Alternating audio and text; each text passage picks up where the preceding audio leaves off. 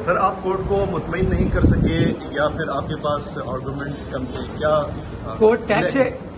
Court tax से मुतमईन है, के इलेक्ट्रिक से मुतमईन नहीं है।